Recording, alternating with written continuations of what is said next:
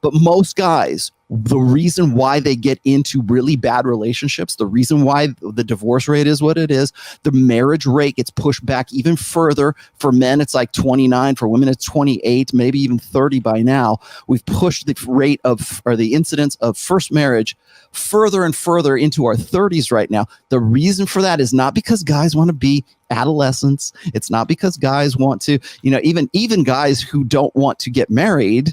It's because those are the realities of the sexual marketplace right now. It's not because of your choice. It's because women just don't want to have anything to do with you, and men don't want to have anything to do with women because they don't want to run through girl, and she doesn't want a guy who's economically unattractive or is a guy who just doesn't get it. But the reality is that the guys who are getting into relationships right now, who are serial monogamists, who find themselves, oh man, I can't believe I found this one great girl. They're all into self-deprecation, and they think that that's their form of game. The reason why they get into these bad relationships is because they think they have to, because they have been what I've termed this in the past. They are pre-whipped.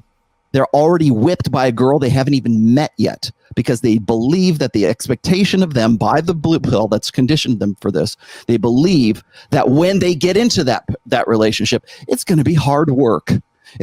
Relationships take effort, and I got to really freshen it up. And it's this qualification that not only do they have when they're single, now that they're married, it's this constant qualification, and you better do it right. And you better do these things right, and you better make her feel special, and you better not make her think that there's another girl that wants to get with you. That's why when we talk about dread, it's such a foreign, like alien thought to guys to actually go with it. Because for most guys, most beta guys, they don't want their wives or their girlfriends to think that they're flirting with the waitress or whatever. And rather than going with that and having, maybe, dealing with the fallout from the woman, but at least it's an indication of pre-selection that works for you. Guys who aren't in that mentality, they're thinking, oh, wait, baby, you're the only girl for me. And they'll suck up to her, or they'll placate to her because they want to make her feel secure. You're the only girl for me. Don't worry about it, because they're worried about that loss.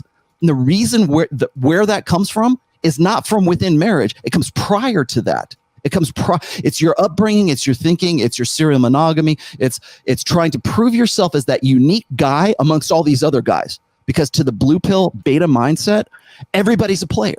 Everybody's screwing these girls. Everybody, and maybe they're right, because the girls that they're going for are the players, but not the 80%, not the vast majority of guys. The vast majority of guys are guys who want to prove themselves as being a good husband and a good match and a good catch. Right. And so when they get into those relationships, now it's not so now it's they don't understand how to turn their wives on whatsoever. And certainly not as much as the guys who turned her on in her college years when she was at her sexual market value peak.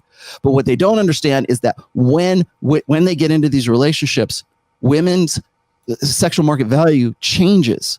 It's on the decline, and they're lucky to have you. But they will never think that, because they've been preconditioned from their earliest childhood to just thank their lucky stars, to say, oh, I got lucky, I got fortunate, it's divine intervention, whatever it is, that I'm even with this person. And so it's this constant qualification, even when that woman's value is next to nothing, certainly nothing as what it used to be when she was in her 20s, when she was in her mid-20s.